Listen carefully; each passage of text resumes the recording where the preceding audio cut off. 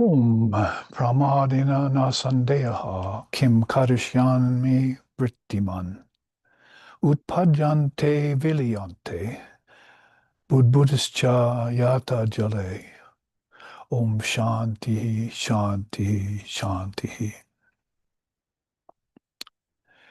Ignorance is not real. So how then can it cause you any real doubt? Therefore, what does the yogi do with the mind and its sankalpas, its projections? He allows them to arise spontaneously, then dissolves them all back into the mind at the end of the day. Om peace, peace, peace. For there shines Brahman. May that Brahman protect us, sustain us, and illumine our thinking consciousness, free us from obstacles, faults, and impediments, and reveal to us the essence of the teachings. Om peace, peace, peace. Peace be unto us, peace be unto all. Hari Om, Hari Om, Hari Om Tat Sat.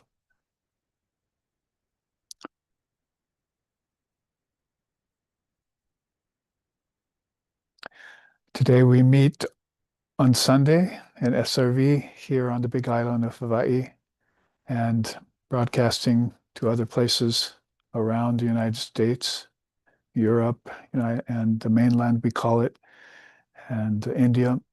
And we want to accomplish another one-off class. That is, lately we've been doing these titles that can, as profound as they are and as deep as they can go, as they always do with Vedanta, nonetheless allow us to accomplish the main teachings in such a topic in one class. Then really that's hearing the truth, shruti, and then yukti is reasoning about it, which is done by individuals when they go and do their sadhana or their spiritual self-effort. And that should in time lead to anubhav or nididhyasana, they call it in Vedanta, where the teachings that you've ruminated on in your mind after hearing them from the lips of an illumined preceptor have gone deep and start bringing you realization, even experiences like samadhis. Samadhis can stretch from seated sampragata, lower samadhis, where the mind is nonetheless very focused, which is really the main subtitle today, is the concentration of the mind. And then they can also extend up into this beyond mind atmosphere, which so few people know about. Non-duality, or turiya we've been talking about, if it's beyond waking, dreaming, and deep sleep states of awareness. So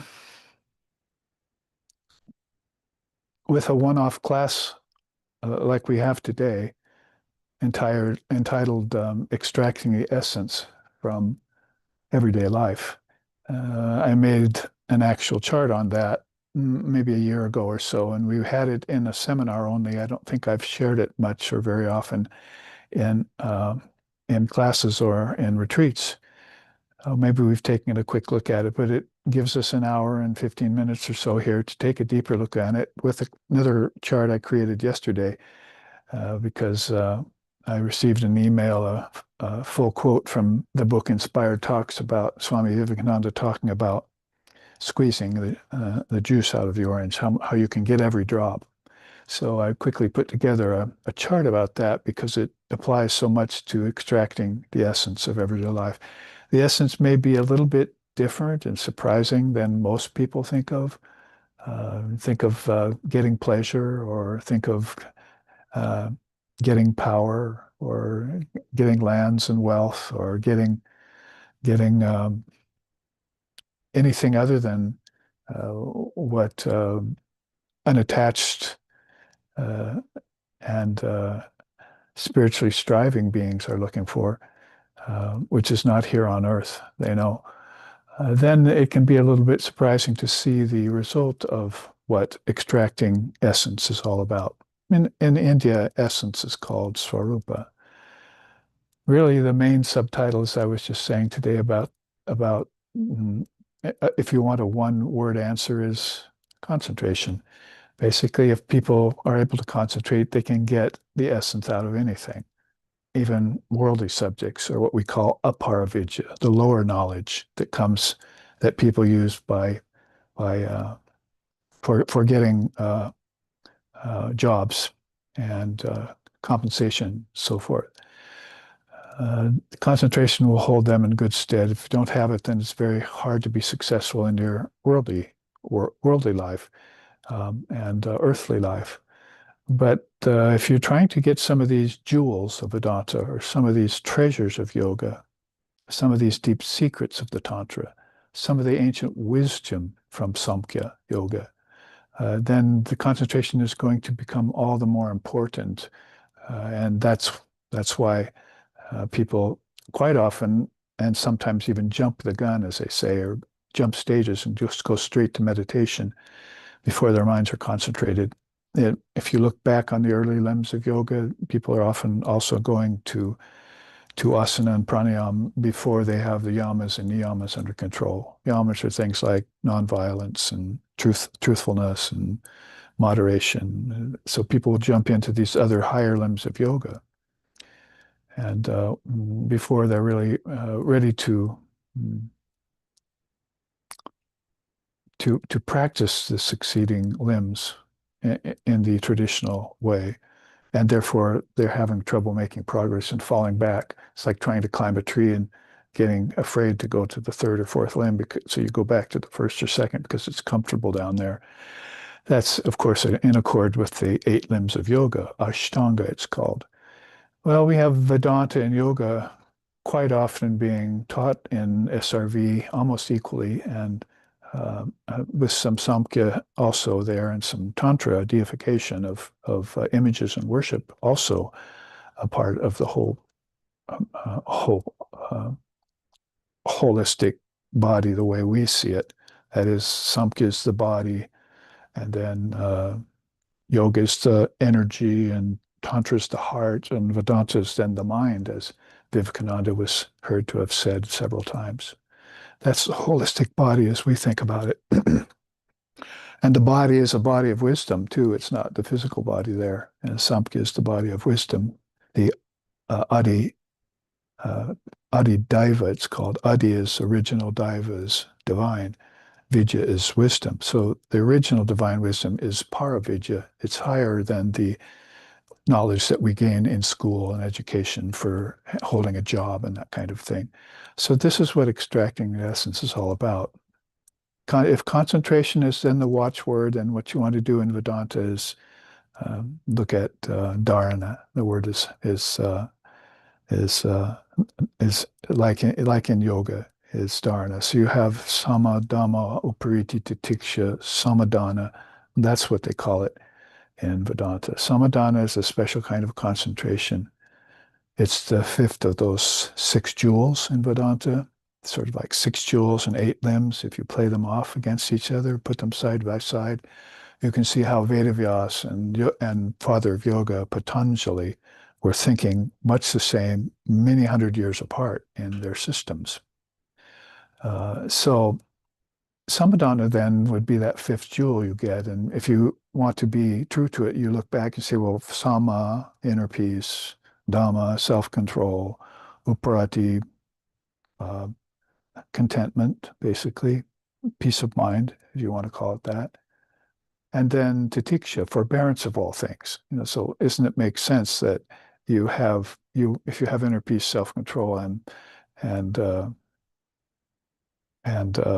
peace of mind, that when the troubles of life come along, you'll have titiksha, forbearance. You would think that you would need titiksha before those.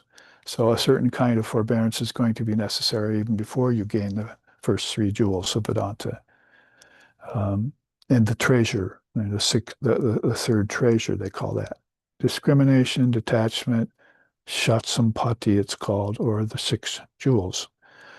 So that's how Vedanta puts it to us. So those four are leading to the fifth jewel, samadhan. Now I can concentrate. So this is the point I'm trying to make.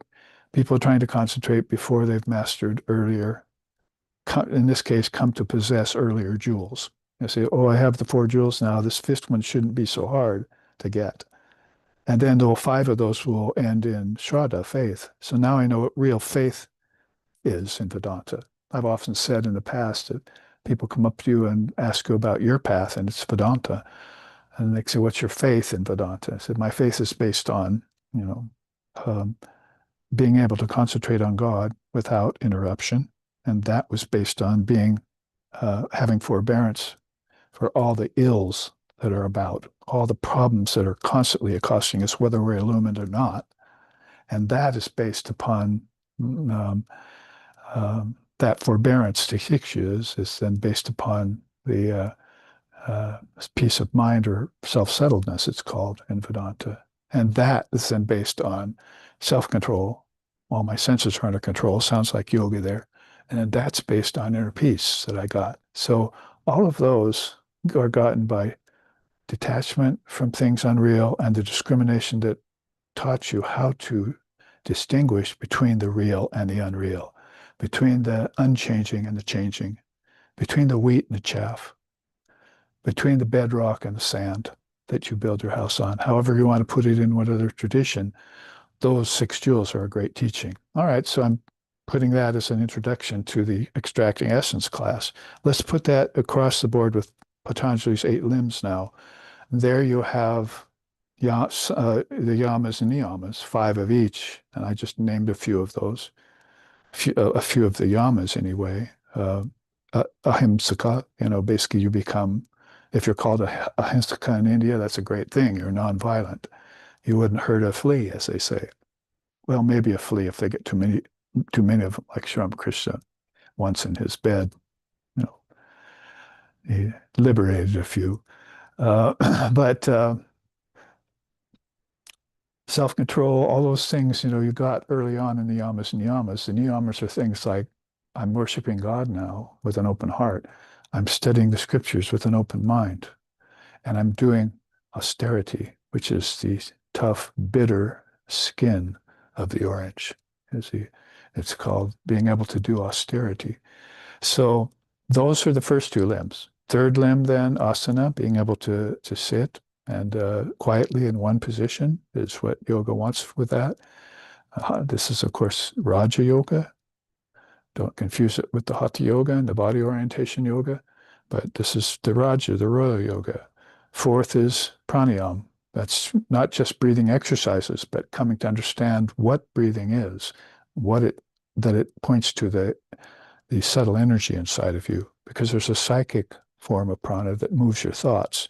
It's not just the gross form of prana that moves your food to the intestines and moves your blood through the vessels and so forth, moves oxygen through your lungs and in and out. But it's a psychic prana that's included in all that too, as Vivekananda wanted the Westerners to know. So that's limb 4. So then along comes limb 5, pratyahara. Oh, now I've got my moral and ethical practices and disciplines together. I can sit quietly.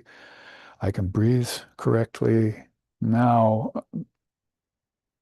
come on, mind. Let's have at it. What do you have for me that's problematic that I can master, that I can control now?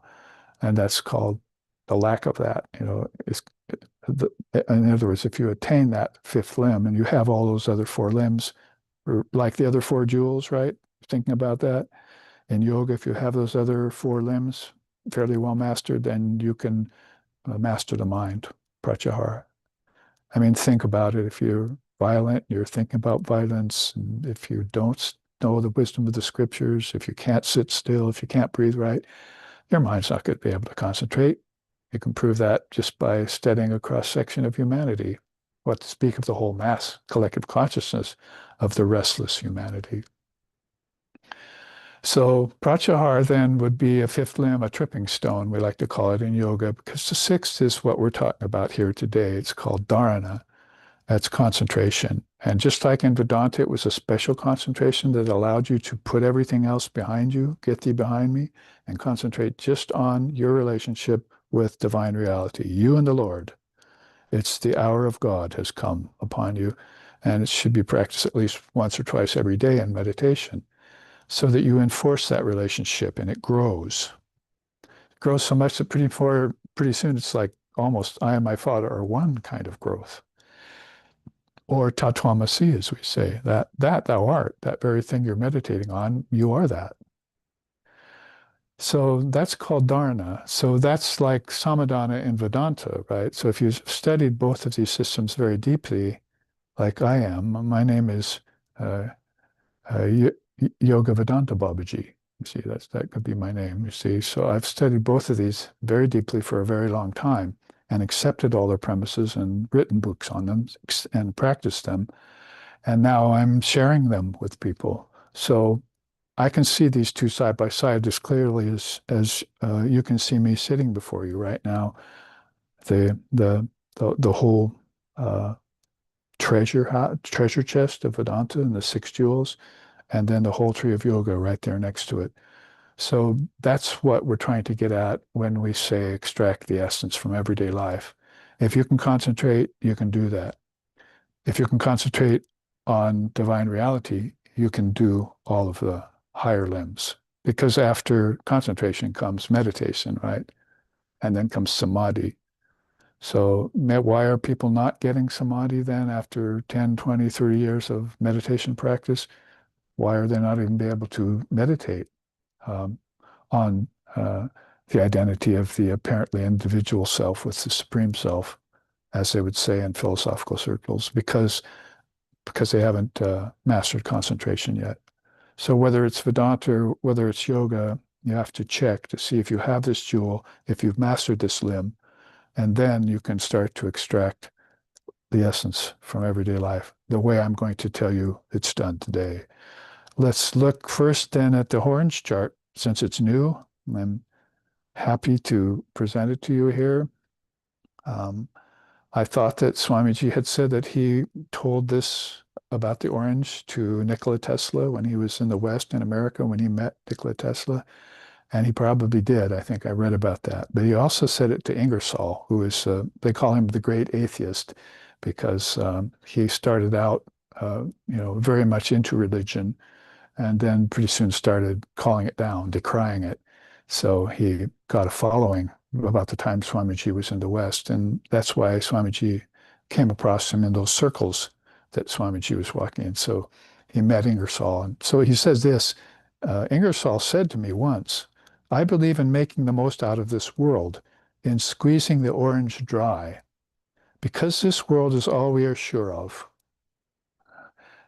Stop right there. You see, so if you're talking to a Vivekananda, the world's not real in Vedanta. Only Brahman is real.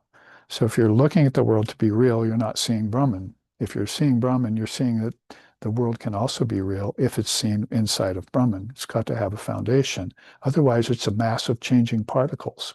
The scientists will tell Ingersoll that. So what's the foundation under all that? It's this pure conscious awareness that's only seen after you've mastered the mind, gotten those six jewels, and gotten into meditation, samadhi, and had the experience of it. Non-duality, we like to call it. So this was not something you would say to Vivekananda and get away with it. It's the only thing we're sure of. That's the one thing they're totally sure doesn't exist in Vedanta is the world. Jagat Mitya. It's changing all the time. It cannot be counted on. Even Jesus said that. You know, uh, had had that building your house on sand kind of saying. And foxes have full holes and birds have nests, but man has no place to lay his head here. It's all changing all the time. So we shouldn't be able to uh, fail to understand that when all the great teachers of all the great religions have said that about the world. So Swamiji replied. He said, I replied, to Ingersoll, I know a better way to squeeze the orange of this world than you do, and I get more of it, more out of it. I know I cannot die, so I'm not in a hurry. So there's a first big thing that a Western, once Christian, one then turned atheist, is going to be interested in hearing or shocked by. I don't have a death. No birth have I, no death have I.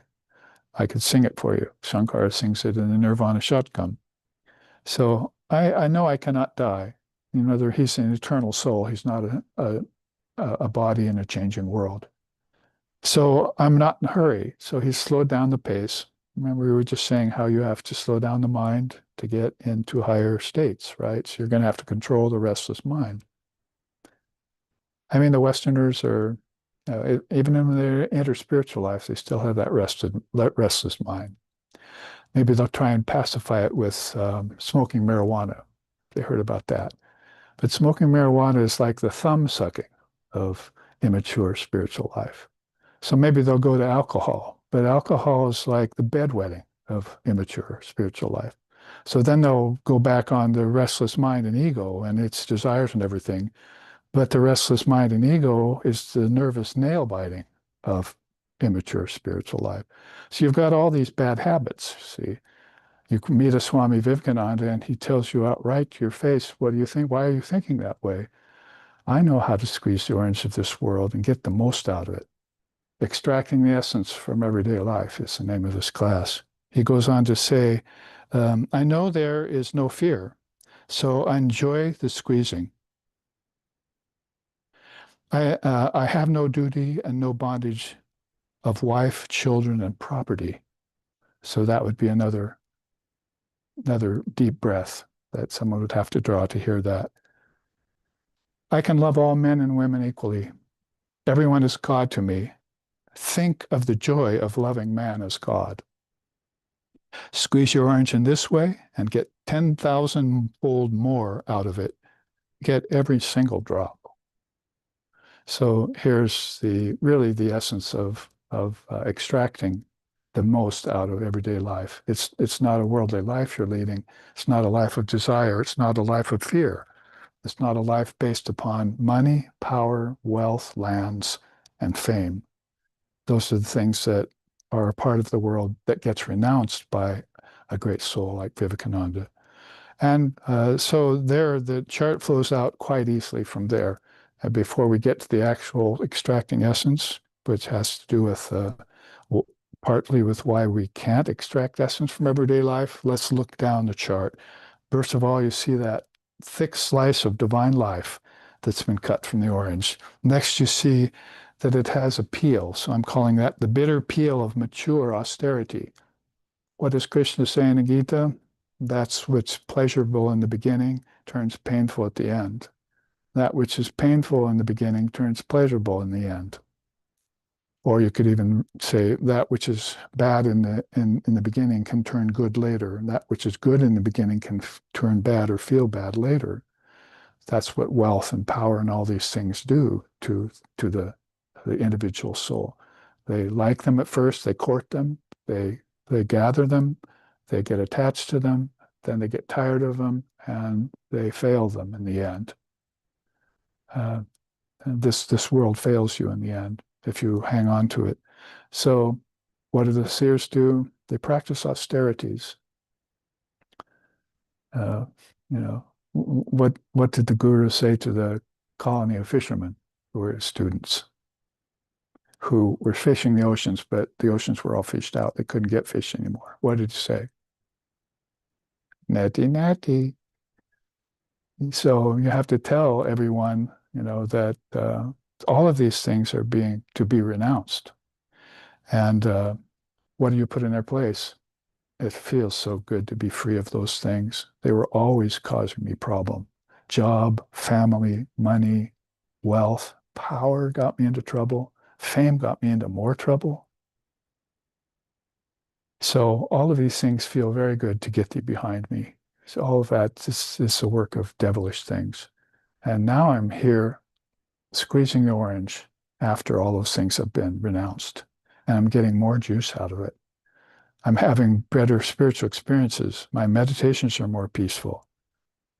People can come up to me and say, how come you're the same as you've always been? I say, because I've had peace of mind since the first day you met me, and I still have it now after you left.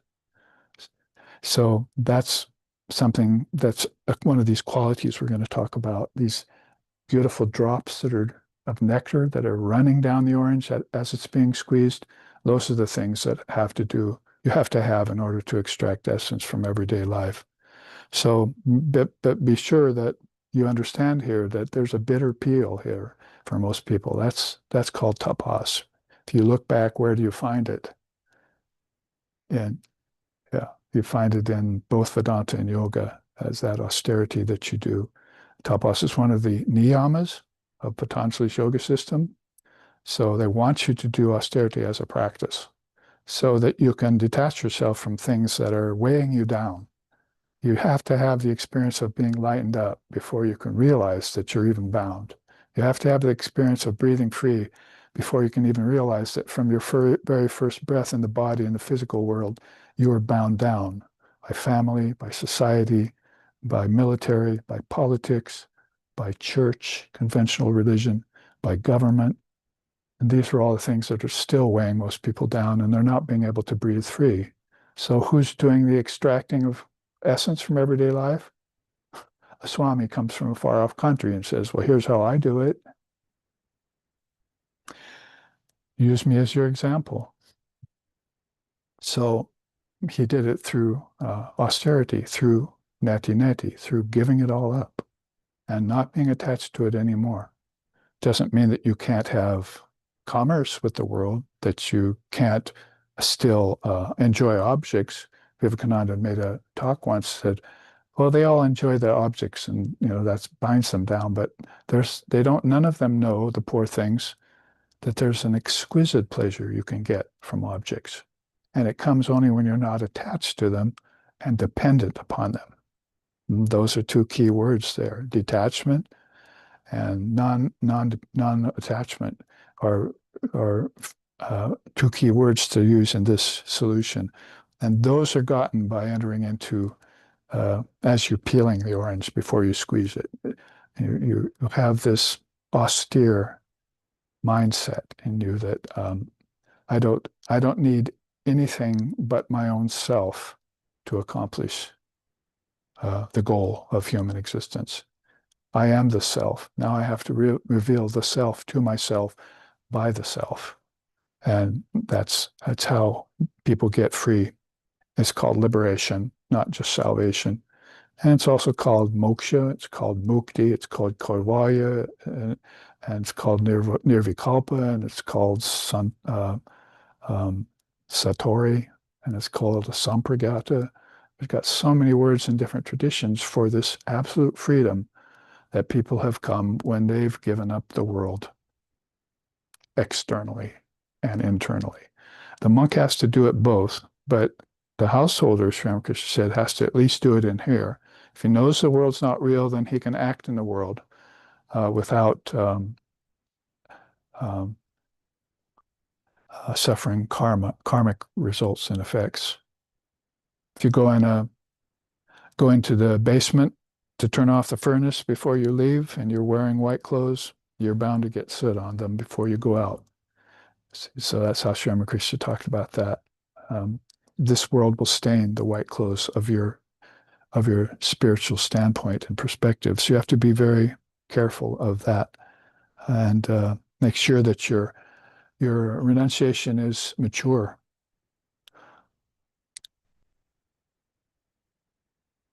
Then you have these beautiful drops and streams of nectar running off the orange as it's being squeezed. There you see them from left to right. You need steady wisdom. Stiti pragnasya. Krishna says it at least 4 or 5 times in the Bhagavad Gita to Arjuna, which Arjuna has fallen into this problem of battlefield and karma and families, and it's very well known what the Gita's foundation is at the battlefield of Kurukshetra. But you could then ask, well, he's a poor guy, but they said, well, why did he fall into that? that moment of weakness on the battlefield.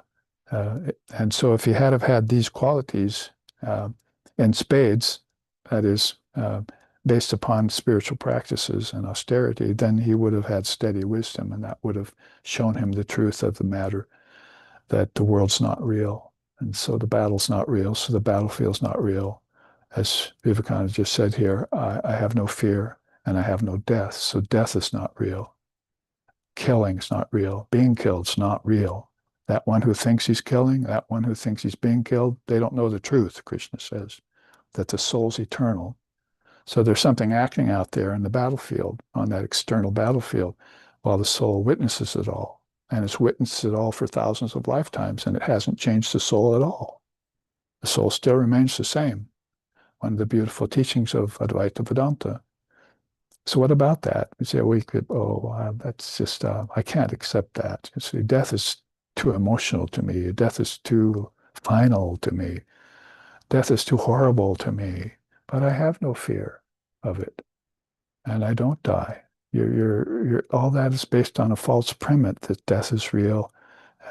So my teacher used to say that, put death in its own grave and make fear afraid of itself. Make doubt itself. Isn't that what I just chanted? Pramadina nasandeyaha kim karishyani vrittiman. Ignorance is not real. So how can it cause you any real doubt?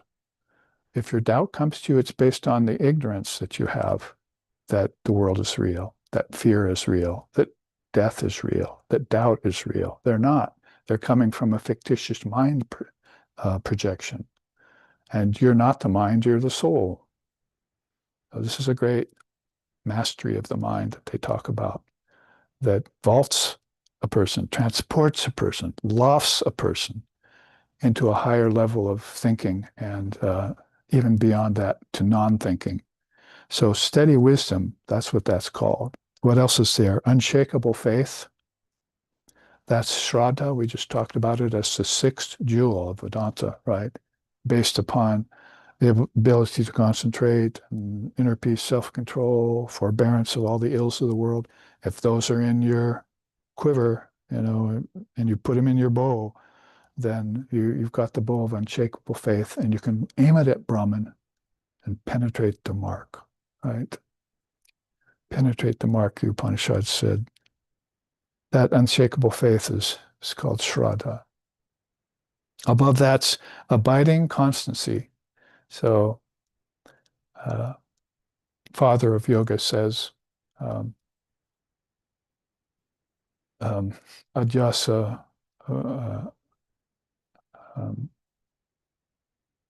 and means steadiness, and then vairagya means detachment. Those two things, when they're put together, can destroy the negativities of the mind, he says, in the Yoga Sutras, talking on the yoga side, the tree side of things. If you put constancy together with discernment and detachment, those can destroy the negativities of the mind. It's like a direct message to you straight from the father of yoga, and the permission to go ahead and do that practice. Put those two together. So what is constancy? Abiding constancy. You're going to have to keep that practice and that perspective up for how long?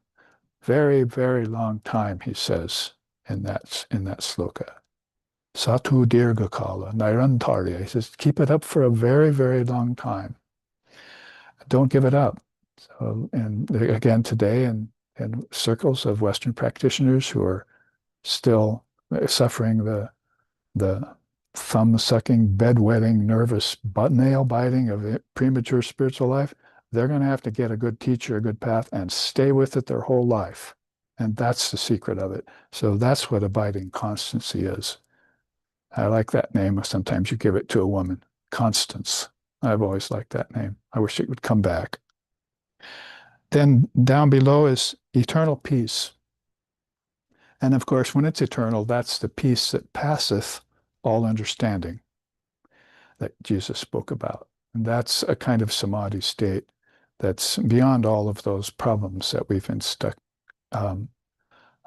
discussing today. And also it's beyond even all the practices that you do. It just dawns on you like enlightenment does as you maintain this long-standing practice. It dawns upon you, comes from who knows where. I feel so peaceful.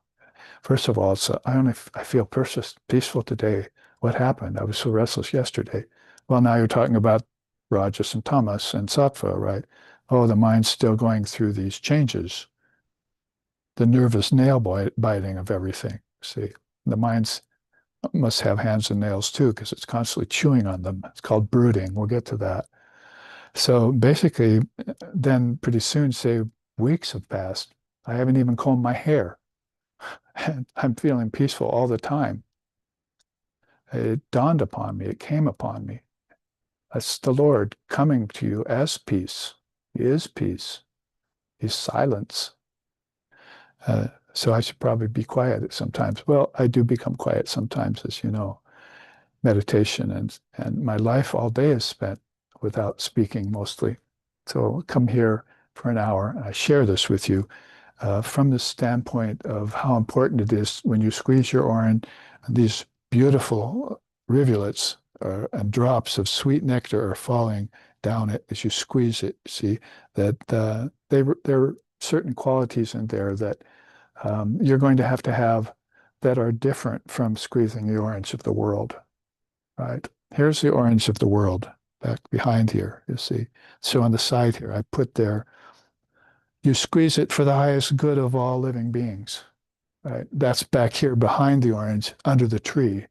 If you want to look in the tree, there's oranges that haven't even dropped off the tree yet. What's that say? To benefit the ancestors past and future. So in Vedanta, we look at that. We want to gain freedom, ability to extract essence, because why?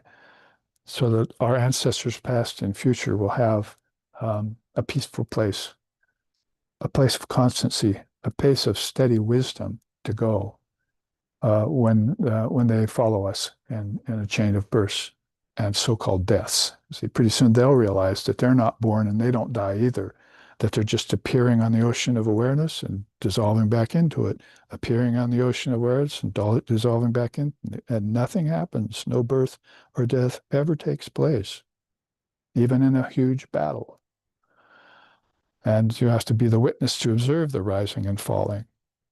You know the story. A wave rose up one day and said to the other waves, I am the ocean. And they all laughed at him.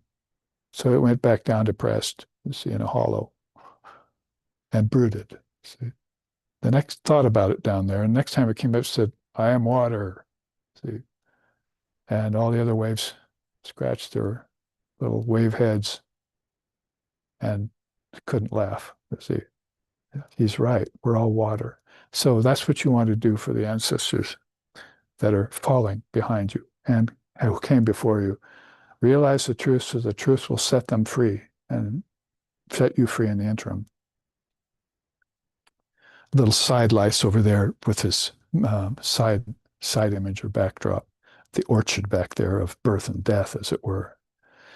How about focused concentration is right in the center. And of course, that was intentional because that is the main teaching here about extracting essence. But it goes together with constancy. Basically, you have to keep it for a long time. You can't let your concentration waver or go away. It's why you practice meditation every morning and evening, why you study the scriptures every day, why you do your mantra and recite the japa every day. All of these divine tools are there for you to keep yourself constant in the path, else the world comes in and begins to insinuate on your practice and on your peace of mind and on every other quality there that gets riddled and weakened by that kind of brooding. We'll get to that again. On the very bottom is abundant bliss. I couldn't think of any better way of naming that pitcher of orange juice down there that's gathering for everyone to drink from. It's just this abundant bliss that you start to gather when you have a Vivekananda perspective like that. I know I don't die. I know I have no fear. I am not attached to family, wife, children, lands, power, and money. Therefore, I know how to squeeze the most out of this orange. So that's where he's going to be the distributor of this abundant bliss to everyone. First, he'll have to convince you that it's actually in you and you could also squeeze it and have it. Then you need to drink it. That's ambrosia to the embodied soul. Ambrosia, nectar. Going on and finishing it rather quickly, you must have unerring discernment. We already talked about that as vairagam twice now in this class. You must have that detachment that comes after knowing that, oh, those things can't fulfill me. I think I'll forego them right now. Not going to let Maya seduce me anymore. I'm not going to get attracted to the world and its allurements. I'm not going to get caught on the wheel of samsara anymore in birth and death in ignorance. If I come back at all here, it's going to be fully aware. I'll have a conscious death, thank you. I'll never forget God because of my constancy. And I'll have a retentive memory next time I come to see how it all connects. So that's one of these beautiful streams of sweet liquid orange juice that is there. You have a retentive memory. Smriti, Daiva Smriti is divine memory of not only your past lifetimes, but who you truly are. Past lifetimes, I mean, most people are thinking personalities, egos, but you never were the personality and the ego. You were always the Atman. So that comes back to you in this lifetime. It's not like you're thinking back at all the errors you made as some poor, poor Joe that created a lot of karma for himself as a personality. No, you're remembering that you were in remembrance of your divine nature in your past lifetime. And that's why you're here with the guru. That's why you're here with a path. That's why you're here with a practice. See, those things are called the triple gem in Eastern traditions. Guru, Dharma, Sangha, see, or Buddha, Dharma, Sangha. You have those three triple gem. Then what else is there? The last one is inner strength. So that's going to be so you can hold that constancy, so you can maintain that steady wisdom, so you can keep that concentration focused. So then the final quote here will finish this simple chart. Concentration of mind can be likened to a razor-sharp hypodermic needle. It can penetrate deeply into any principle, teaching, secret, issue, or matter. Coming forth from them, having successfully withdrawn the contents for apt and due consideration. There's your manana, right? No, this I found out that I was just like myself, my true self. Now I come back for it and I look at myself in awe and I salute myself. And then I go back to the self. And that way I'm coming in and out of witness consciousness and pure conscious awareness, being. And it is while imbibing this essence that the inebriating and nourishing ambrosia of divine life in the world is enjoyed to the fullest. That's a one-off class right there with this chart. How Vivekananda proposes it, how in contemporary times we can find it and practice it and exemplify it ourselves. But let's not waste any time and segue straight from there into the extracting essence chart, which is here on my left. So we've looked at this before.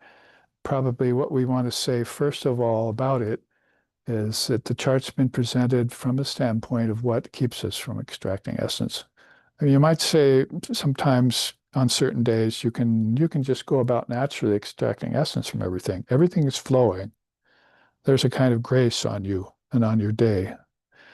And then that comes to a stop, and there's impediments that get in the way, and there's come jerking to a stop. You don't know what's wrong. And you can look at things like the changing of the gunas. I like to call it the changing of the guard, changing of the three guards in the mind, and blame it on that, or find a way to even everything out to a sattvic balanced level. So, because we've already said concentration is going to allow you to extract essence at a very high level. And so what gets in the way of that for most people in today's day and time is brooding. Brooding has also concomitants with it, like emotionalism, sentimentalism, and weakness, and so forth. You can give them more spiritual titles like avidya, ignorance, and that kind of problem. But basically, you can see there that brooding is at the very bottom of this whole rainbow of levels that you want to get the mind to do. Um, so let's start off with that first. Brooding is detrimental. Dreaming is a waste of time. Thinking can be productive, but often fails to bring about any actual productivity. Concentration outstrips all three of these, particularly when the effortless grace of the witness consciousness in you settles in. In those adept souls who naturally oversee all the functions and processes of their awareness, you may be certain that life essence is being both extracted and imbibed. Like when Ingersoll met Vivekananda, or Nikola Tesla met, when lots of people, thousands of people met Vivekananda, what's he doing that's so different from the rest of us? What makes him who he is? Because moment to moment, he's just going about extracting the essence out of everything. Why? Because the essence is in everything, and he knows that. Again, the word is swarupa in Sanskrit. That's the essence in everything. It calls me called the Atman. It doesn't have a body. It doesn't have energy. It doesn't come and go. It's just not born and dying. It doesn't have a name. It doesn't have a form. It's not in time. It's not in space. That's how they describe the true soul of mankind. You are Atman, all abiding. You are Atman, all abiding. You are Atman, all abiding. They're trying to tell you this as many times as possible so you can finally believe it. Then the proof of that will be you too can go about squeezing the orange and extracting the essence out of everything in your life. So that quote starts off with basically brooding is detrimental, dreaming is a waste of time, and thinking can also not be productive. We know that about all kinds of thinking. I'm not talking about just poor thinking or negative thought. I'm talking about high thinking of the intellectuals, also not that productive. Just look at the computer age to figure that one out. How thinking has produced so many gadgets and things that are driving people crazy now and are all falling apart because it took away their ability to think with their own mind at a high level. So it's not a matter of artificial intelligence, it's a matter of real intelligence. That's what you need. AI, just look at my AI in Nectar of Non-Dual Truth. I have a long-running article, and in all the issues of Nectar of Non-Dual Truth means, um, um, you know, Atmic intelligence is what it really is. You know, questions and answers about the Atman, about your true nature. That's the AI. That's the real thing. And it's living and it's powerful and it's a fire of yoga and intelligence that burns away everything. It's the strength that helps the hand squeeze everything in the world to get the essence out of it and throw away what's not essential. That's how it's described as your own self called Atman. Now for the rest of the chart, let's take it from the bottom up. So at the bottom, you see brooding. It destroys essence. That is, in this way, of course, we say in Vedanta, it covers up everything with thick, thick layers. Remember, the layer here is austerity. That peel of the orange is a part of the orange. So that's for people who know that good and bad and pleasure and pain and life and death all go together as dualities and can be used against one another, like poison of a snake can be used either to kill the person or to create antidote to save the person. So all higher thinking is involved here, which isn't there in a person who's brooding constantly about things that aren't real, that probably will never happen. I've had many experiences of this myself with Western people. Basically, they're coming, they're worried, they're. I tell them just wait, keep your mind on practice. have your constancy kick in, have your perseverance kick in, rely on your inner strength and so forth. It'll pass. And sure enough, it passed. Most things that they brooded about never happened. So that's been a great lesson. And Yoga Vasishtha, Lord Vasishtha also agrees. He says, primal errors in thinking result in a distraught state of mind conducive to brooding.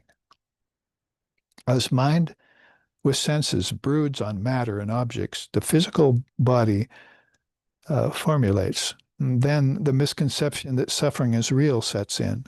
Such brooding weakens and breaks down the nervous system from the inside. Blockages to freely flowing prana then occur. So he's very masterful at just taking, everything in order, from matter, the body, the five senses, prana, basically.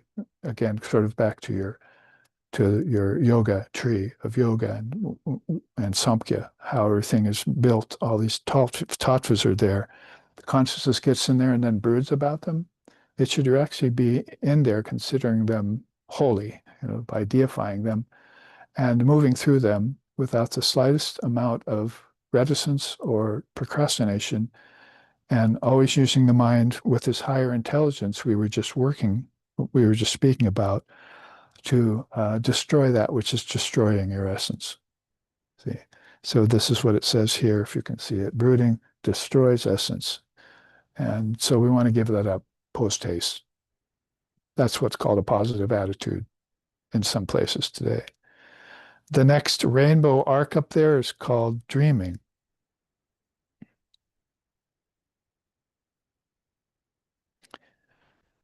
And the quote next to it, or the subtitle of it is, "It overlooks essence." So maybe we could just look up right away in one fell swoop. Brooding destroys essence. Dreaming overlooks essence. Thinking weighs essence. Concentration extracts essence. And the witness in you retains essence. So here's how we get to understand that there's an essential part of our being, again called Atman or Purusha or pure conscious awareness, that's present there and it's being covered over. The thickest covering that we know about it is this brooding that happens in our minds that keeps us from being able to weigh it, think about it in a higher way. In the meantime, people sometimes take the left-hand path, as they say, well, basically, I'm going to go to rely on my dreams. But they're overlooking the fact that they're the dreamer. So the dream becomes important to them, and they overlook the fact that they're the one doing the dreaming. Isn't it same here? Our Atman is what should be important to us, or God should be important to us, but we're involved in being the body. So it just switches itself in that couplet up to the dreaming state, where people start to take refuge in their dreams or just give way to their dreams, forget that they're the dreamer, and wake up.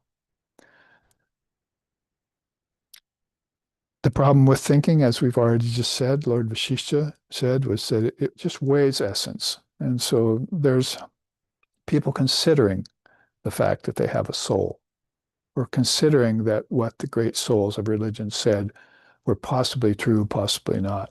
They're not committing. They're indeterminate. And they won't practice to prove it. Practice is the great proving ground. Sadhana, it's called in our tradition. It's a great proving ground for the existence of God, who is existence itself, who is that essence. If there's a word essence, then you want to find out what that essence is. And it's not enough just to feel it, or just to sentimentalize about it, or even just to think about it. That's running this gamut from brooding to dreaming to thinking, right? But here, there's a dotted line there called intelligent thinking. If you want, if I can put your mind on that. Above the intelligent thinking, when intelligent thought kicks in, then concentration begins, and that begins to extract essence. You could make the correlation again, even in your everyday schooling, that you're trying to master a certain subject. And if you can concentrate, you make lots of headway. And then maybe you go out drinking that night, you go party with your other friends or something, and you stop, the progress stops. Your concentration gets interrupted, and you begin building a habit and a desire for having those interruptions. Same with spiritual people in their meditations. Their concentration gets interrupted. They think, I don't need to read the scriptures anymore. I don't need to listen to the guru anymore. I heard it just yesterday. It says, I'm not looking for a guru, and I will never look for a guru, someone told me. I was a poor soul, I said. You don't say that to someone who's into a path of India for sure. Because the guru is all important. All your spiritual uh, aspirations are there at the grace, at the hand of the great teachers. They will open the door for you, and you will walk it. So this thinking that weighs essence has to turn into this concentration that can actually begin to extract it. What does Vashishtha say about that? About just weighing the essence, he says, move to attain that profound freedom that is devoid of sankalpa and brooding on objects. Then sail across the ocean of this world on the vessel of your awakened intellect. Isn't that nice? He told that to the young avatar, Sri Ram, in the son of King Dasaratha, in the Koshala kingdom, in the great scripture Ramayana or Adhyatma Ramayana. So he starts out saying that word sankalpa. Most of you know what that already means. That's mental projection based on desires. So if the thinking can not give rise to the 8 occult powers and can instead go to the Dharma Mega Samadhi, then do you mind going back? One thing that we passed by on this orange chart at this juncture, and I'll read it to you, what Patanjali, the father of yoga, said about the rain cloud of virtues. He says, when a man rejects all the superhuman powers, then he attains the rain cloud of virtues. He sees God and becomes God and helps others become the same. Lord Patanjali, the father of yoga, of authentic yoga. So this could have been put in the context of all of the rest of these hours. This is the rain cloud of virtues here that you get when you stop desiring and thinking in a mixed way about all the things you want to own, like lands, property, money, wealth, families, ancestors, heaven. When all of those things which came out of your mind can be put back in the mind and dissolved there. Isn't that what I started out chanting from the Avadhuta Gita? Om pramadinena sandeha. And he goes on to say basically, udpatyante vilyante buddhascha. That's bubbles. It even sounds like bubbles, doesn't it? Buddhas. Yata jale. Jale is water. So all these things are bubbles rising in the water of your mind, in the liquid of consciousness.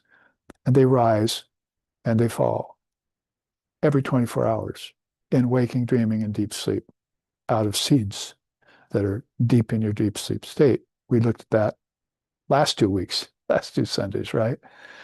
So since they're rising and falling all the time, the yogi doesn't identify with the rising or the falling.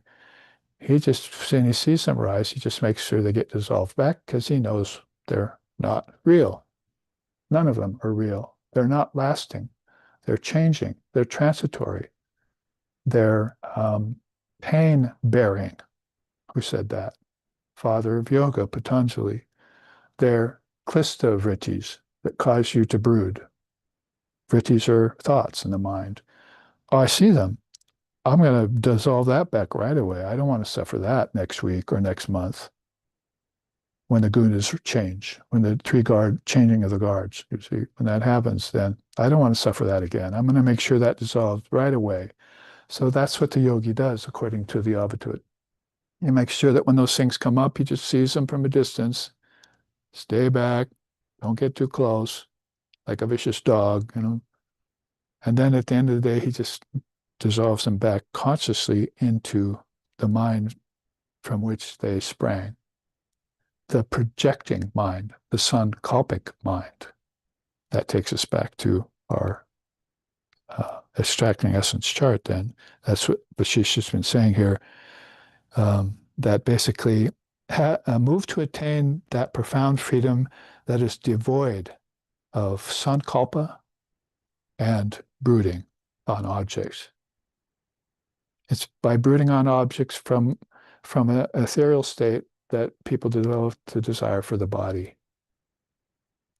I want a body. So they chose two parents. I'll get a body from them. See, so they identified their concentration there, became a body, and concentrated on the body and brooded on it because death was coming. Then they brooded on death, and life and death just went on like that in a big cycle. And people began to think that the world was real because they had so many lifetimes like that. But the seers never had a lifetime like that. So I give that up. No, I renounce that. I don't believe in that. What is your thinking? Quit brooding on things that never happen, that will never happen. Your Atman doesn't change. It remains the same, pure and perfect all the time. Hiranmaye Parikosha Virajan Brahmanishkalam Tatyu Brahm Jyotisham Jyoti. We chanted it yesterday, or yes, yesterday morning at satsang. That pure consciousness is the shining Hiranyagarbha, shining light of intelligence. And it's one and indivisible. It's free of all taint. It's ever pure. It's one without a second, advitiye. It's the essence that everyone's, in everything that everyone's trying to extract, either knowingly or unknowingly. So even if you don't know about your own essence, when you try and get pleasure out of objects, what you're actually trying to do is get their essence. But you cannot get an essence out of an object because why? Because it doesn't exist. You've given it existence it's come from your mind, you looked at it, turned it into an object, said, oh, it exists now. But it came from a non-existent place, formlessness. Then it turned to a form. And when the object goes away, either in deep sleep or in death or in samadhi, it'll go back to its nothingness again. It'll go back to its invisible seed in the cosmic mind. Might as well have never been there in the first place. And you spent how much time brooding on it? Wasting your time? So that's why it might be a little bit stark, but dreaming is a waste of time. It can only become anything helpful, a dream, when you're the witness of it and wake up. Say, oh, I see what that dream means. Because most people are dreaming and they're not saying, I had a dream like that. And then they're saying, what did that mean? They're not saying that. They want to dream some more. Or if it wasn't such a good dream called nightmare, then they don't want to have that anymore. So they're afraid of it, and fear gets into their head about going to sleep. And nobody gets a restful sleep after that. So any way you cut it, we're saying here, basically, these great teachings are trying to guide you up to this concentration that extracts essence from everything. That's samadhana. That's dharana in Vedanta and yoga. And the seers want you to have that unbroken concentration that's called Taila Dhara Dhyan. That focus that is like a vessel of oil poured from one beaker to another beaker without a break. See, it's just like having a beaker that is always full, magically so. And you've got another beaker and you're pouring this into it and it just keeps flowing in a stream without a break constantly. That's that kind of concentration they describe when the soul meditates on Brahman, knowing that it is one with Brahman. I and my Father are one. How better can you say that? And so that's where you get to as we come to the closing on at least most of this chart is basically witness consciousness. We call it Sakshi Bhutam. When the Avatut saw everything rising in his mind and then made sure it got dissolved back at the end of each day so he could start over again, it's just that the mind is always throwing up things like that. Isn't the ocean constantly throwing up waves, except when it's absolutely peaceful on certain days? No wind to the sailor. Other days it's throwing up huge waves. It's a storm. So the mind is much like that ocean. But it's the mind that the witness is looking at then withdraws from that. In fact, will only identify with that ocean of the mind when it's peaceful, you see, or when it's at the depths. I always remember my teacher, Swami Sheshanandaji Maharaj, saying, um, um, if you dwell on the surface of the ocean, you get tossed. But if you dive deep, there's nothing but peace, peace, peace. He told me that when I was surfing back in my 20s, here in the big waves in Hawaii. So you dive deep, the big waves coming at you, you dive deep, and it's all peace down there. You look up and all this white foam and bubbles go by, probably with some surfboards and drowning people in them. And you're down there nice and safe because you dove deep, you see. So dive deep, oh mind. Dive deep into the ocean of God's beauty. If you dive deep there, you will find the gem of love. Right? Who sang that? It is Kubir, says. It is your guru, says Kubir. Meditate on his holy feet. So this is that way to become adept at extracting essence from everyday life. And so the only thing is we have the time for it is this list here off to the left, which is this, we're never just content to give you the good news. And also, we also like to give you the bad news, but we also like to give you a method that will help you overcome the negative tendencies of the mind and the world and help you get into this higher state of extracting essence for yourself here and for everyone else here. You see, you want this for all beings at all time, which is why they come back with systems like Ashtanga Yoga and Vedanta, Advaita Vedanta, Samkhya, Tantra, and other religions of the world too. So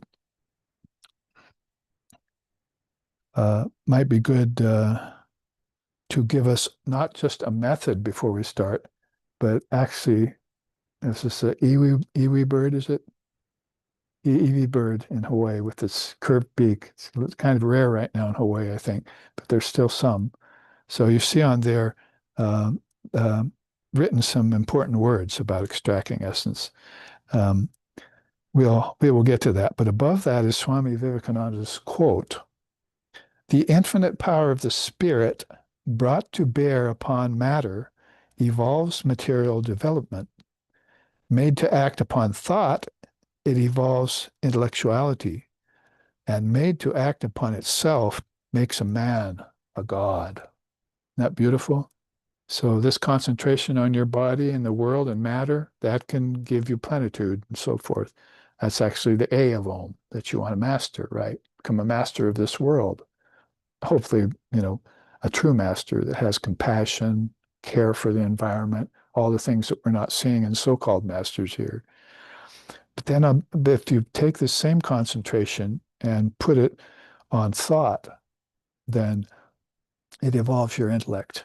You can become a better thinker, a grander thinker, a higher thinker, as we said as we went up the chart. But if you put that on itself, that is, you take that concentration, which is the power to concentrate from Divine Mother, and put it on itself, like turn it back on itself, then it will make of a human being a man a god, a woman a goddess. It'll divinize that person. You'll see their inherent divinity, as we saw in Swami Vivekananda. How does that happen then? You can see that these 7 things are put almost across the board. One of them is even above this dotted line of intellectual thought, intelligent thought. So we start at the bottom of this list. So this is a method on how you can check yourself and guide yourself in learning how to extract essence, swarupa, from everything. Of course, when you say that, you have to know that it's already in everything. So it's hiding. Sometimes it's hiding in plain sight. Sometimes it's deeply hiding. You have to dive deeper for it. But your one-pointed concentration on a thing will be the saving grace. The angler went to the lake, went out in the boat, dropped the line and the sinker with the bait on it into the lake, and sat there all day without a bite. They call, right, in fishing, a bite. All things happen on shore to try and distract him, but he wouldn't be distracted. All day he had firm concentration on that float. And then he was rewarded finally at the end of the day, just before dark, because he had to take this fish home and feed his family or they'd starve. Well, basically, he saw a little bit of movement of the float and he yanked it right there and he landed a big fish, saved his family, and took it home. So that's the story again from the Avadut, who the chant we just studied and looked into about extracting essence and how dissolving everything back into the mind that's a non-essence. So that's what we're trying to say here when we say center the mind, and concentrate in that way which the fisherman did when he cast his line and sat there all day, willing not to move, not to breathe even, until he saw that little movement. And he gained success. That his concentration, unbroken, did that for him.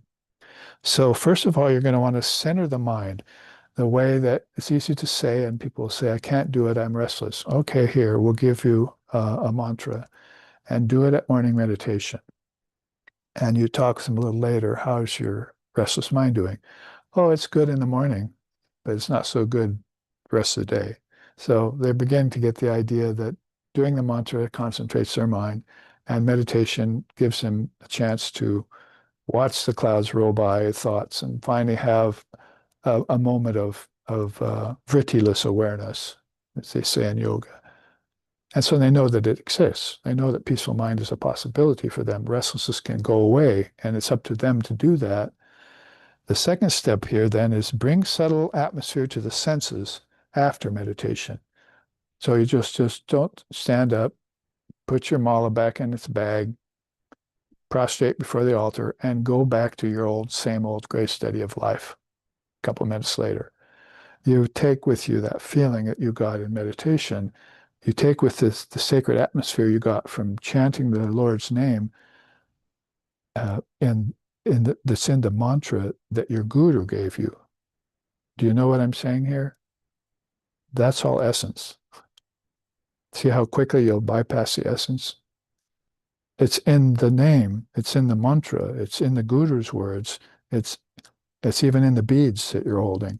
It's in your hand, it's in you. This essence is there as you are doing these practices. But if you're just doing your practice unconsciously, then the essence gets forgotten the minute you stand up from meditation. So bring full consciousness to bear on the japa, on the mala, on your hand. There's even mantras for the hand. See, we meditate because there's Saraswati in the middle of the hand, there's Lakshmi at the tips of the fingers, and so forth. So all the hand actually represents Krishna, Lakshmi, and Saraswati. And that's why you do your mantra on the digits of the fingers. Of course, you should be using the right hand here, but basically that's why you do your mantra when you're initiated on the digits of your fingers, because that hand holds those divinities in it. The hand of God, you might call it, which is also your hand when you divinize it. So this is the point I want to make about bring subtle atmosphere to the senses after meditation. Don't just walk away and say, oh, I'll never extract essence. What do you mean? The mantra was the essence. The guru who gave it to you was the essence. You, too, are the essence. Third is activate pranic flow with ton mantras. So Eevee bird down here is telling you, ton mantras, ton mantras. If it could speak then, it wants to tell you that know that there are subtle senses inside of you, not just these gross senses, because those are leading you astray. Why? The Mundaka Upanishad says, because they're leading you outward. The subtle senses are inward, so you're going to have to turn and go inward to find them. And Vivekananda told us, you don't know about the tanmatras, you don't know about the prana. He came to the West, he looked at us, he looked at our life, he looked at our social structure, he looked at our government, he looked at our religion, said, there's some things that are really missing here. that we've known about in India for millennia. That's tanmatras and prana. He pointed them out with Sanskrit words so that we become aware that we have inner senses. And you know that what that tells me later, if I'm trying to share what I've learned from the Vedanta and from yoga, is that we have an aversion to going inside. We're totally external beings. And we want to open up these avenues back to our inner senses through which we're dreaming. So let's take it back and connect it with dreaming as a waste of time, or dreaming as something that will actually cover essence. Because we had that sloka last week, didn't we, on the chart? When Vivekananda said, Brahman dreams? That's not possible. Brahman never dreams. So if you are Brahman, you never dream either. The dream's not real. O dreamer, awake, you must, you must. You are the dreamer. Realize that. And then wake up from all dreams. And there you would find the essence awaiting you. So you can see there that that third point has to do with prana, an unknown thing to most people in the West before he came, and tanmatras, the second unknown thing. Prana and tanmatras give you the permission to turn and go within. You know, most people sit in meditation, they're not going within. They're watching the surface of their mind. That's those bubbles that are rising. If you really sat and got full concentration, and then you would see, oh, there, I'm seeing inwardly. There's the tanmatras. I remember them from dream last night. I was using them as I walked through heaven last lifetime. I have subtle senses, and they're always there. Why have I closed the road between the outer senses and the inner senses? Because the prana is not activated, right? So that's another pregnant point there, number 3. Activate them, open them up, have the consciousness reach inside. That's what you want to do to have a real meditation, not just a 30 years of surface meditation where you come back complaining about nervousness, restlessness, and no enlightenment, no essence. Do it now. Do it tomorrow morning. Do it tonight in deep sleep. Activate these things. And activate there isn't something that you can plug into the wall. You know, basically, it's something that you acknowledge is already in you. I can do this. You can do it, as they say in Europe, right? So basically, this is something you want to acknowledge, and that's the activation that you're looking for. It's brought about by your own self-will, by your own power. 4th is that offer all thoughts fully to the Ishtam. That's really called self-surrender. Sharanagata is called. And that's also part of that Shraddha part of the 6 jewels of Vedanta, is that when you get that Sharanagata, it means you've been able to offer all to a higher power. You're going to have to, by that time, with the tanmatras present and the prana flowing to your psychic prana, at that time you're going to say, oh, I've been so stupid. I never knew there was an inner power that controlled everything. This is how people awaken to the greatest power in the 7 worlds. What's her name? Notice how I used she. That's the Divine Mother as an Ishtam. So whatever your Ishtam is, male or female, God or goddess, Shiva or Shakti, that's, you want to offer all these thoughts to them. That's these higher thoughts. So you're going to offer that. You know, it's what you do in the morning. Oh, Mother, I offer everything to you. I even offer this meditation. Sri Ramakrishna said, I even offer these beads, the reciting of the mantra and their effects, their good effects. I offer it all to you, Mother.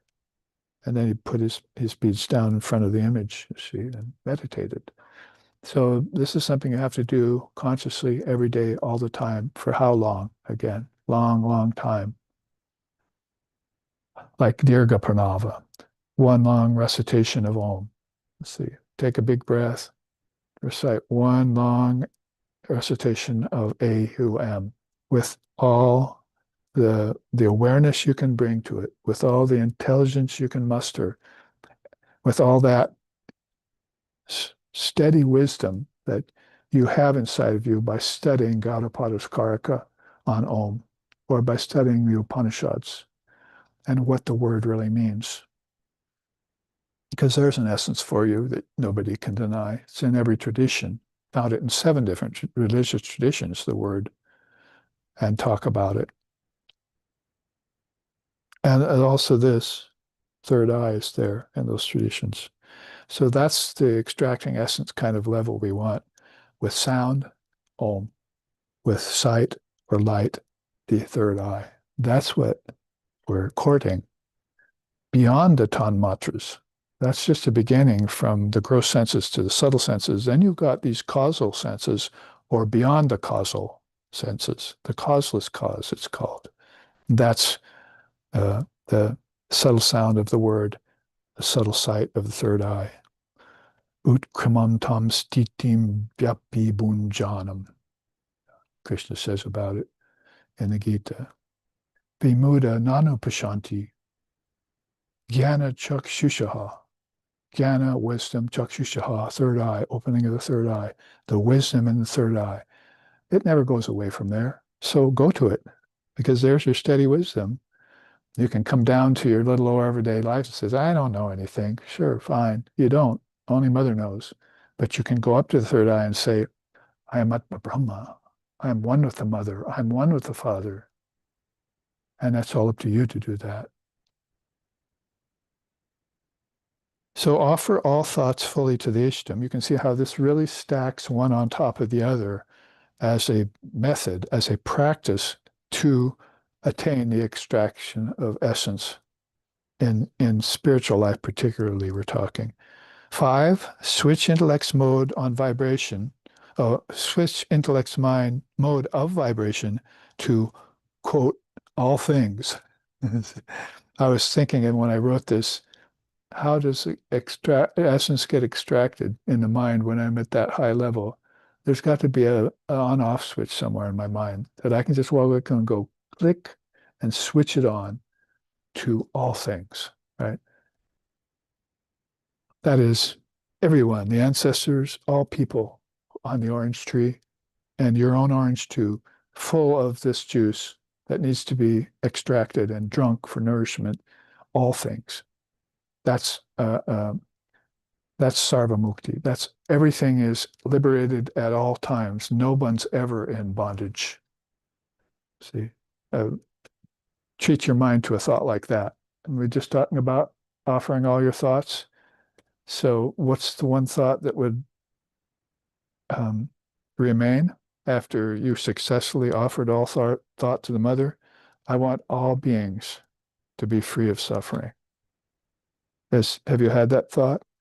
You find that you've suffered enough yourself, where at some point in your day or night, your meditation, as you lay awake in bed, see, may all beings be free from suffering, the Buddha said. There's a great saying, see. That would be a great thing. And even if it's impractical in a suffering-prone world, you still hold that thought because your Atman is not in the suffering-prone world, and neither are any of their minds in a suffering-prone world. They're all in the Atman. It all exists in the Atman. Flick that switch and see Brahman in everything.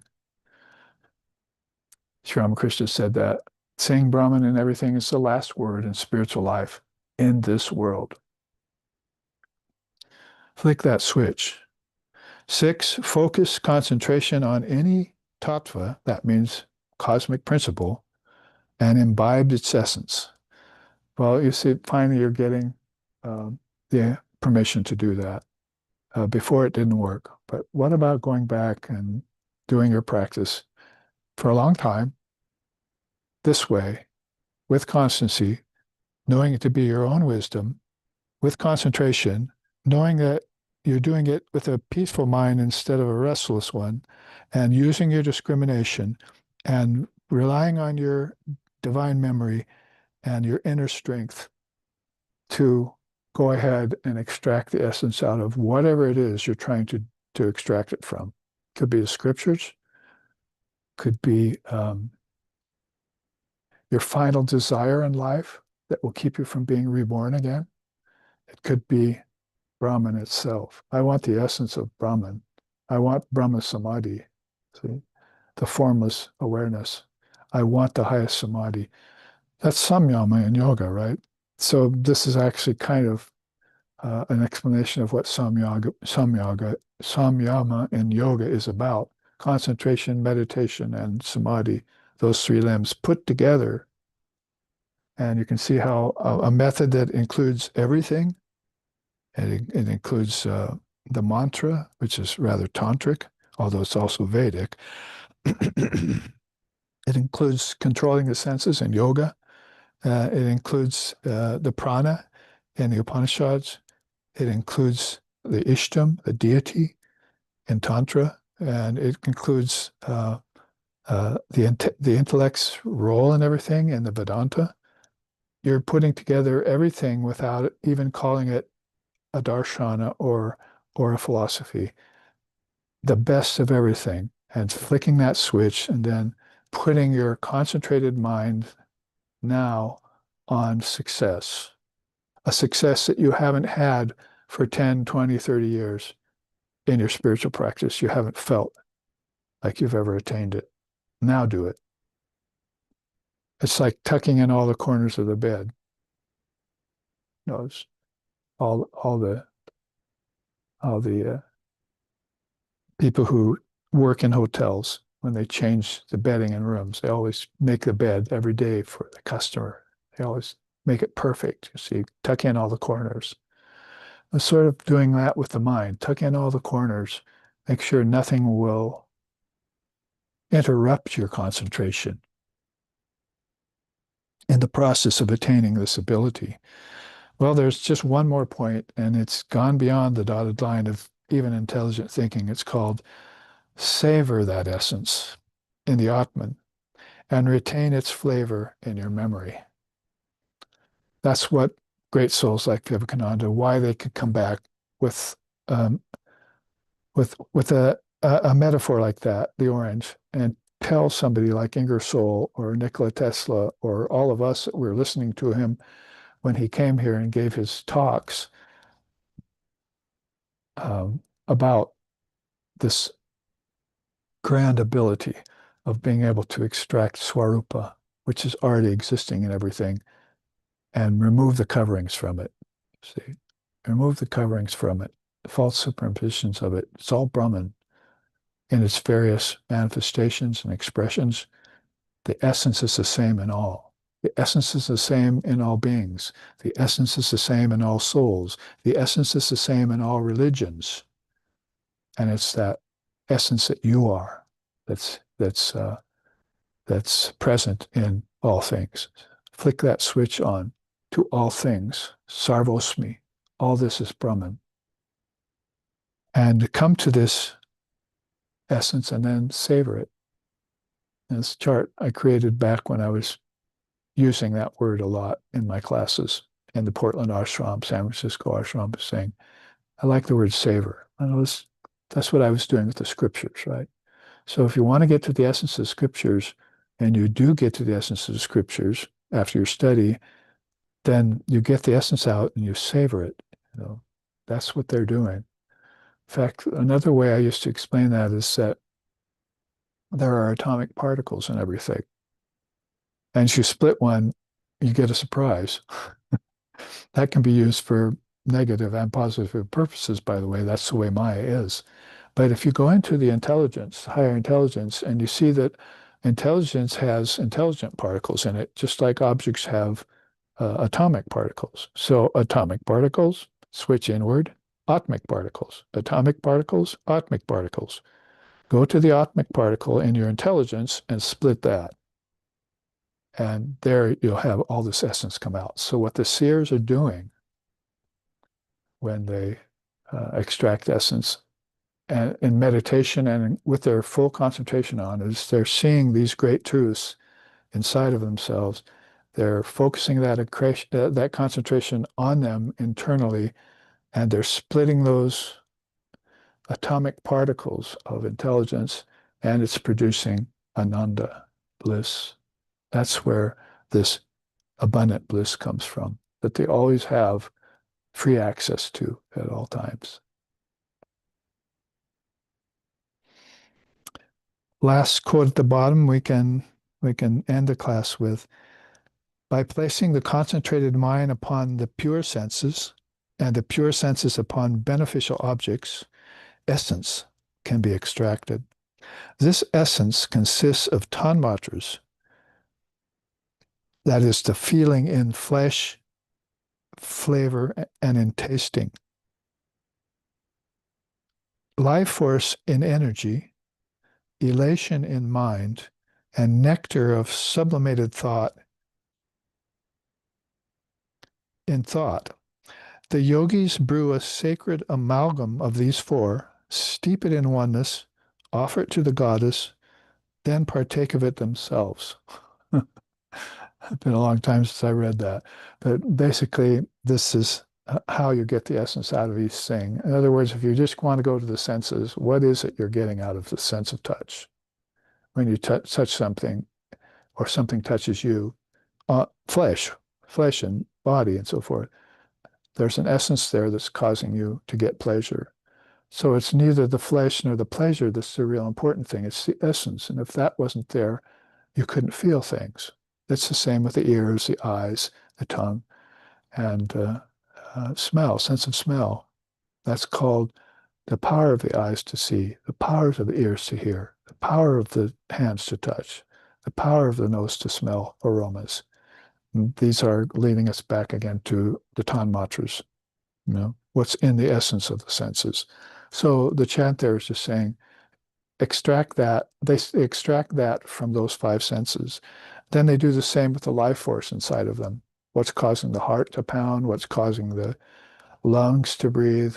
What's causing, finally, the mind to think? And that gets to this Gyanamritam, the nectar of the sublimated thought. They raise their thoughts up to a pure state, and they oh, there's that. I'll just take the cream off the milk. See, so they take the essence of sublimated thought. Remember, you've got the senses, you've got the prana now, all in their extracted state. Now you add to that the mind's essence of thought, higher thought, and finally then you offer it you make an amalgam of all of those and you offer it to the goddess. There are words for that in Kundalini Yoga, and there's a antarvestini, a great subtle inner nerve that leads to the mother, that you can gather this as a subtle elixir and offer it at her feet. It's red in color. They offer it at her feet and she becomes pleased because you have done this inner journey and she sees that you have arrived to her. So there's a lot of ways of describing this in a more mystical way, like in the Kundalini Yoga darshana. So those two charts, extracting the essence from everyday life, plus this gaining maximum juice from the orange of life, will comprise our class today, our one-off class. And next weekend, we will be doing this same extracting when we look at the Uddhava Gita and extracting the essence from that. Sri Krishna's final words late in his life to his disciple Uddhava, called the Uddhava Gita. We'll have 2 good days of that, several classes in that, and some question and answer periods in the seminar that we'll hold next weekend. And then the final weekend, we'll be back with another class. So here then, let's end with a chant. Om Drishyam Patitam Pravilapayan San Matram Anandaganam Vibhavayam Samahita San Bahir Antaram Va Kalam Yetaha Sati Karma Bande Om Shantihi Shantihi Shantihi. Brahman is an indeterminable mass and essence of pure conscious awareness. Therefore, taking what seems external and what appears internally, Render them both into one indivisible state. Then meditate with full concentration upon that state. Pass your time contentedly and be free. Om peace, peace, peace. Shanti, shanti, shanti. May peace be unto us. May peace be unto all. Jananim Sharadam Devim Ramakrishnam Jagadgurum Pado Padme Toye Shritva Pranamami Mahur Mahur Pranamami Mahur Mahur